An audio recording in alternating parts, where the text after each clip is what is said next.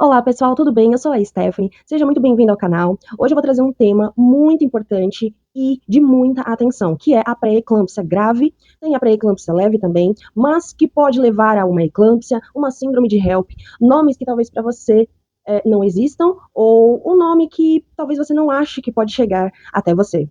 Mas acredite, pode, e pode acontecer com qualquer pessoa. Hoje aqui no Brasil a gente tem uma enorme taxa de mortalidade por conta da pré-eclâmpsia, do que ela pode causar, né? E a pré-eclâmpsia, ela vem também com a proteurina, que ela vai saindo na sua urina e você vai perdendo proteína e isso vai te prejudicando.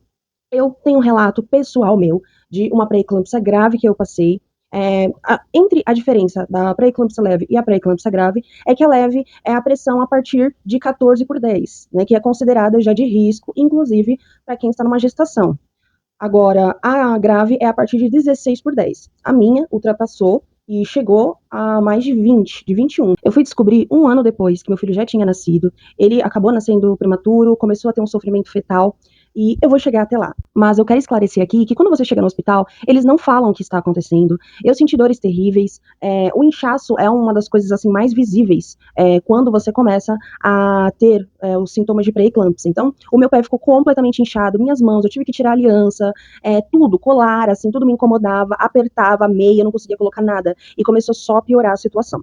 Mas eles não falam pra gente, eles não explicam, eles não falam nada, simplesmente eu só passei por ali. Eu tinha 19 anos, era bem jovem, então assim, pra mim eu só fui levando, eu achei que aquilo ali estava normal, e até mesmo se meu filho nascesse com 32 semanas, estava ok também. Não tive pressão alta durante a gestação, foi uma gestação tranquila, minha pressão era assim, às vezes 10/6, uma coisa maravilhosa, pressão de criança, até os médicos comentavam. E eu fui ter somente uma semana antes de eu internar, porque eu internei no dia 27 de dezembro de 2019. Victor nasceu no dia 30 de dezembro.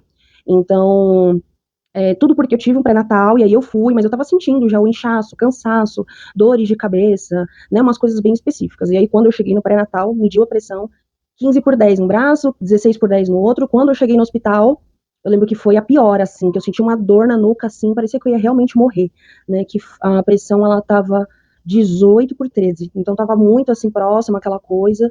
Mas, enfim, a gente não sabe. Então, por isso que a gente tem que passar essa informação para frente. Eu passei por essa experiência, né? Foi uma experiência terrível, que eu digo assim. Eu sei que Deus colocou bons profissionais ali no meu caminho, por mais que o hospital não fosse de uma boa qualidade. Ele nasceu pelo SUS, meu filho, mas eu posso dizer que Deus colocou bons médicos, bons enfermeiros. Eles tinham um jeito para conversar comigo, né? Me acalmaram muito. Eu percebi que também eles não falaram porque eles não queriam que a pressão aumentasse mais, né? Até que quando a minha pressão estava 21 por pouco, o batimento do coração do meu filho já estava assim mais fraquinho. No caso, quando a pressão ela começa a subir muito, eles contraem as veias, né? E isso acontece no cordão umbilical, então para de passar a corrente sanguínea. E como que fica a criança, né? Por isso que, por exemplo, no caso dele, ele nasceu PIG, que é abaixo do peso. Então tem toda uma questão, né, que acontece. Mas a prematuridade, vamos dizer, é uma outra história, né? A prematuridade, ela não é só por conta disso. Esse vamos dizer, uma doença que acontece ali naquele momento. A pré-eclâmpsia, ela pode acontecer durante a gestação, pode acontecer no final da gestação, pode acontecer após o nascimento. Então, tem que ficar de olho em tudo isso. Inclusive, se você tem alguém na família, na minha família, das duas partes, pai e mãe, tem muita gente com pressão alta, com histórico de questões do coração. Então, tudo isso é bom refletir. Quando a gente é mais jovem, a gente não sabe, a gente pensa assim que é isso, é aquilo, e vai, vamos com tudo. Eu levei muito numa boa, né, na época, mas hoje eu olhando, eu penso, nossa, eu não sabia de nada, sabe? Eu não tinha nem noção do que estava acontecendo, a gravidade do que estava acontecendo ali. Eu podia morrer a qualquer momento. E quando os médicos foram fazer o parto, que foi de emergência, foi tudo de uma hora pra outra, assim, chama meu marido pra ir lá, vamos fazer, porque eles queriam esperar mais tempo, né, com o bebê na barriga, provavelmente talvez eu teria que ficar internada até, não queriam que eu ficasse andando, sabia, eu comecei já a ter dilatação, assim, a gente é muito louco, né. E aí eles foram e contaram para o meu marido, que tinha essa chance de eu morrer, meu filho morrer, por conta da pressão, né, e por conta de que meu filho já estava muito fraquinho lá dentro, não sabia como ele ia nascer, né, que já ia necessitar da incubadora, todo o processo, talvez poderia ter que reanimar toda aquela coisa. E eu não sabia de nada disso, a única coisa que falaram sabe, muito assim tranquilamente, tipo, mãe, olha, seu filho vai nascer, ele vai para aquela caixinha ali que é uma incubadora, é preciso para ele, porque ele vai nascer muito pequenininho, tá bom? Sabe, super assim, muito de boa, eu lembro assim, né, claramente da sensação. Mas é isso, gente, tá, que eu tenho para dizer. A gente tem que ficar de olho. Se você está numa gestação, presta atenção, pesquisa sobre realidades fora. Porque para mim, A realidade era aquela coisa bonita, eu ter uma gestação bonitona, minha barriga ficar grandona, sabe? Eu fazer um ensaio de foto, e aí meu filho nascesse, toda aquela coisa bonita, vamos pra casa, e todo o processo e tal. E o meu processo foi completamente diferente.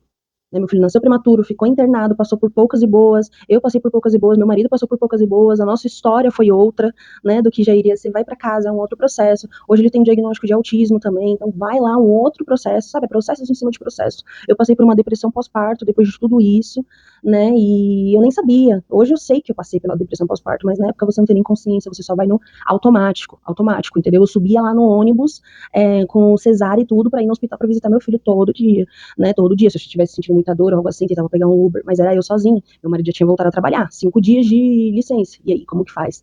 Né? Mas é isso, gente, cuidado, pesquise, é, conhecimento, conhecimento nunca é demais, né? O problema é uma pessoa que ela fica 24 horas, ela só se dedica a isso, ela só vive para isso, e ela não vive outras coisas, né? Mas, assim, conhecimento a mais para sua vida é válido. E é isso, pessoal. Espero que vocês tenham gostado do vídeo. Boa sorte para vocês. Cada um tem uma história diferente. A minha história foi uma, a sua história pode ser outra. E também curta o vídeo, comenta, compartilha com quem você acha que precisa.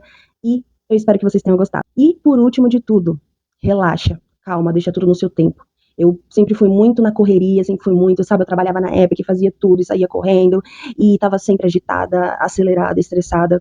E eu sei que isso também pode ter ajudado, né, para tudo isso. Então, assim, calma, pense em você, na sua saúde, porque se meu patrão tivesse me perdido naquele dia, eu tivesse morrido, meu filho tivesse morrido, vamos dizer, numa média assim, em um mês ele iria já ter contratado uma outra pessoa para colocar no meu lugar. Então a gente sempre tem que pensar nisso, que é melhor para você e para sua família. E para o seu corpo, porque agora tem outro ser dentro de você, mas não pode esquecer de você mesmo. E é isso, pessoal. Um grande beijo para vocês. Um feliz Dia das Mães, que vai ser amanhã. E eu espero que esse vídeo possa ajudar muitas pessoas. Muitas, porque o conhecimento, ele tem que ser compartilhado. Tchau, tchau.